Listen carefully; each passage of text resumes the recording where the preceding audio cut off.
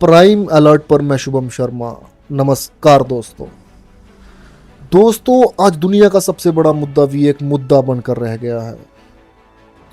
Middle east literally आग के ऊपर बैठा हुआ है और हर नई खबर दुनिया को तीसरे वर्ल्ड वॉर के डर की तरफ धकेलती चली जा रही है। पिछले कुछ दिनों में जो डेवलपमेंट्स हुई हैं उन्होंने ग्लोबली टेंशन को इतने नेक्स्ट लेवल पर पहुंचा दिया है।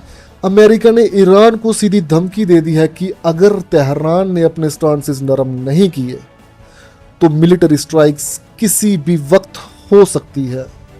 दोनों हाथ खड़े हैं, एक दूसरे को तमाचा लगाने के लिए लगे हैं, पर एक भी हाथ नरम दिली दिखाकर पीछे नहीं हो रहा। वहीं रिपोर्ट्स के मुताबिक डोनाल्ड ट्रंप ने भी स्टेटमेंट दिया है कि क्लॉक इज टिकिंग, मतलब वक्त बहुत कम बचा है। ट्रंप साहब ने दुनिया को किस टेंशन में डाल दिया भाई। आपने दुनिया में बहुत तानाशाहों के नाम सुने होंगे जिनकी तानाशाही केवल अपने मुल्कों तक ही सीमित है, पर इस अकेले इंसान ने पूरी दुनिया पर तानाशाही करने की सोच रखी है, पर यह पॉसिबल नहीं है। अरे कुछ बातें अपनी मनवाओ, कुछ ईरान की मानो, मुद्दा खत्म। पर नहीं, ये बात तो सरासर गलत है कि लाठी भी मेरी और भैंस भी मेरी। मैं रेलगाड़ी की टिकट लिया, पूरे डिब्बे में बैठ के मैं ही अकेला जाऊंगा। भाई ट्रंप साहब है, ये तो ट्रंप साहब ही जाने।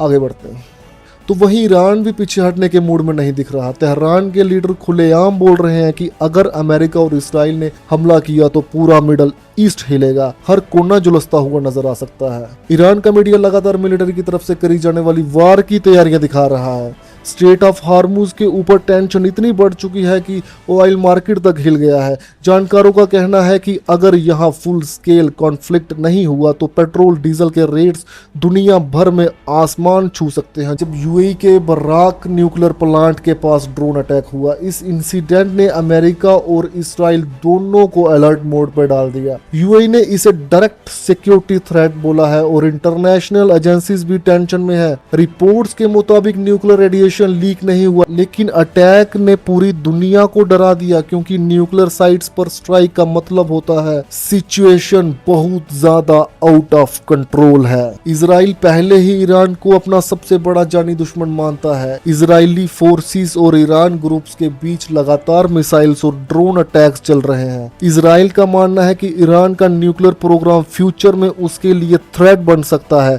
इसी वजह से इजराइल अग्रेसिव पॉलिसीज फॉलो कर रहा है। अमेरिका भी ओपनली इजराइल के सपोर्ट में खड़ा हुआ नजर आ रहा है। रिपोर्ट्स के मुताबिक फेब 2026 से अमेरिका और इजराइल ने मिलकर ईरान के कई मिलिट्री और स्ट्रेटेजिक टारगेट्स पर ऑपरेशन किया था। ईरान ने भी जवाब में मिसाइल अटैक्स, ड्रोन स्ट्राइक्स और गल्फ कंट्रीज में प्रेशर क्रिएट करना स्टार्ट कर दिया। सिचुएशन इतनी डेंजरस हो गई थी कि कई देशों ने अपनी मिलिट्री गल्फ में बढ़ा दी। यूके ने भी गल्फ रीजन में एंटी ड्रोन सिस्टम डिप्लॉय किए, क्योंकि सबको डर है कि वार और ज्यादा स्प्रेड ना हो जाए। अब सबसे बड़ा सवाल ये उठता है कि अमेरिका डायरेक्ट वार में जाएगा। एनालिस्ट का कहना है कि वॉशिंगटन ऑफिशियल शांति वार्ता की बात करता है, लेकिन ग्राउंड रियलिटी कुछ और है, सिग्नल कुछ और दे रही है। पेंटागन रिपोर्टली नए मिलिट्री ऑप्शंस प्रिपेयर कर रहा है और ईरान के न्यूक्लियर फैसिलिटीज पर प्रेशर बढ़ाया जा रहा है। अगर डिप्लोमेसी फेल होती है तो अगली स्ट्राइक बहुत हैवी और खतरनाक से भी खतरनाक हो सकती है। खैर ऐसा होगा तो नहीं, पर जिस परेशान युग के चर्चे पिछले कुछ दिनों से चल रहे थे कहीं वो सच ना हो जाए। आगे बढ़ते हैं। दूसरी तरफ इराक और सीरिया में भी हलचल शुरू हो गई है।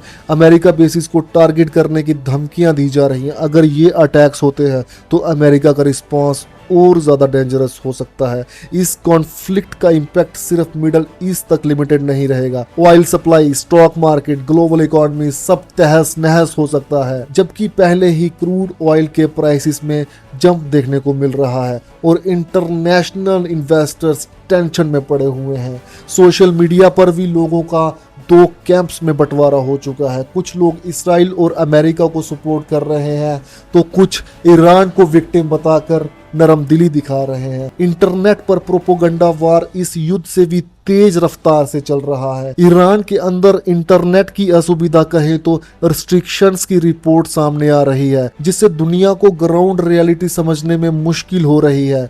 कहे तो ईरान के अंदर का खौफ या जुनून थोड़ा छुपा हुआ है। इंटरनेट बहाल होता तो जोरों शोरों से खुलकर सामने आता। अब पूरी दुनिया की नजर एक ही चीज पर टिकी है, क्या शांति वार्ता कायम होगी या फिर मिडल ईस्ट और एक बड़े युद्ध की तरफ बढ़ रहा है। अमेरिका, इसराइल और ईरान के बीच जो आगजनी हो रही है उसको पूरी दुनिया महसूस कर रही है।